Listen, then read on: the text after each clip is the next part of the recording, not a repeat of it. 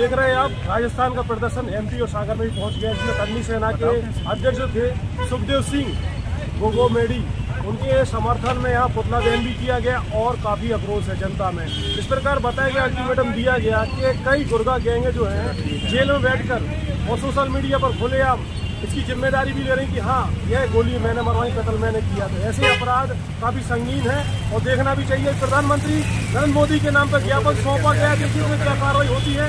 राजस्थान की सरकार बनने के पहले आक्रोश और आंदोलन तेज हो गया, जो मैंने पहली खबर में बताया है। देख सकते हैं आप लाइव हमारे साथ, पीछे काफ़ी आक्रोश जनता भीड़ भाड़।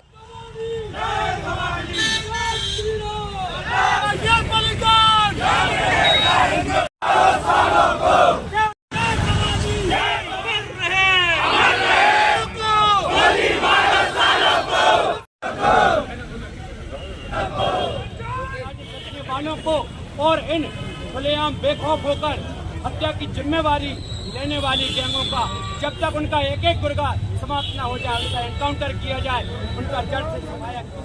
सम्मानी सुखदेव सिंह जो इस देश की सनातन संस्कृति के लिए और देश के सनातनियों के लिए हमेशा लड़ते थे, उनकी जिस प्रकार से नृशंस हत्या की गई है उसके संबंध में एक ज्ञापन दिया जा रहा है और मांग की गई है कि इन जो भी हत्यारे हैं इनको खोज के और निश्चित रूप से योगी जी की स्टाइल में इनकाउंटर किया जाए, इनको कहीं भी बख्शा नहीं जाए। अगर ये स्थिति नहीं बनी तो समाज इसके खिलाफ, पूरी समाज इसके खिलाफ इकट्ठी होकर एक विशाल आंदोलन करेगी। वारदात के पीछे क्या कहानी निकलता है? ये गैंगवार लोग हैं जो अच्छे लोग थे, क्योंकि हमारे सुखदेव सिंह जी एक न्याय की बात करते थे, हिंदुस्तान की हर समाजों के लिए न्याय की बात करते थे।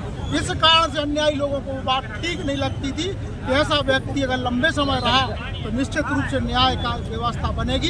इस कारण से उनको रास्ते से हटाया गया। कोई राजनीतिक षड्यंत्र भी दिख रहा है इस हत्या के पीछे?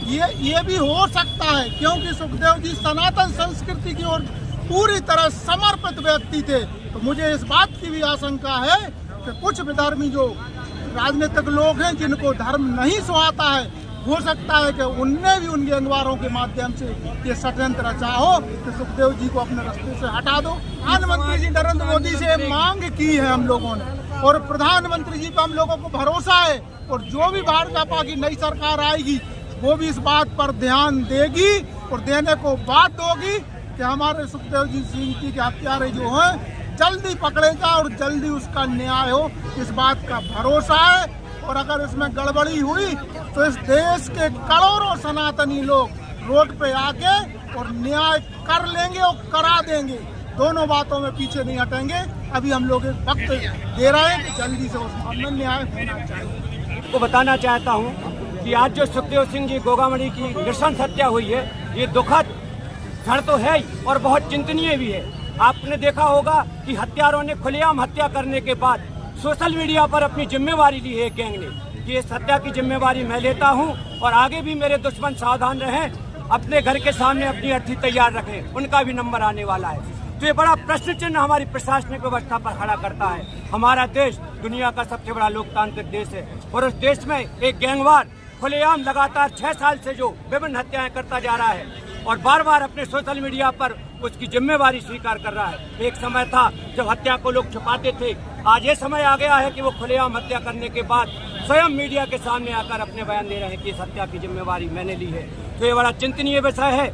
और साथ ही मैं आपका ध्यान इस ओर भी आकृष्ट कराना चाहूँगा कि माननीय सुखदेव सिंह जी ने राजस्थान प्रशासन से बार बार मांग की कि मेरी जान को खतरा है, लेकिन प्रशासन ने उनकी सुरक्षा व्यवस्था उपलब्ध नहीं कराई। उनको भी हम बहुत हद तक जिम्मेवार मानते हैं और माननीय प्रधानमंत्री जी से मांग करते हैं कि उन अधिकारियों पर भी कठोर कार्रवाई करने की कृपा करें। और आपको बताना चाहेंगे कि राजस्थान में अभी कल बंद था जयपुर में और कुछ मांगे स्वीकार की गई, लेकिन हम लोगों की मांग यहाँ पर यह है कि हत्या करने वाले, हत्या की साजिश रचने वाले और साथ ही जितनी भी ये गैंगे हैं, कुख्यात गैंगे जो मानव जाति की दुश्मन बन चुकी हैं, इन गैंगों का जब तक एक एक गुर्गा का अंत न हो जाए, चाहे एनकाउंटर के माध्यम से चाहे फांसी के माध्यम से, तब तक हमारी क्षत्रिय समाज अपने आंदोलन को समाप्त करने वाली नहीं है।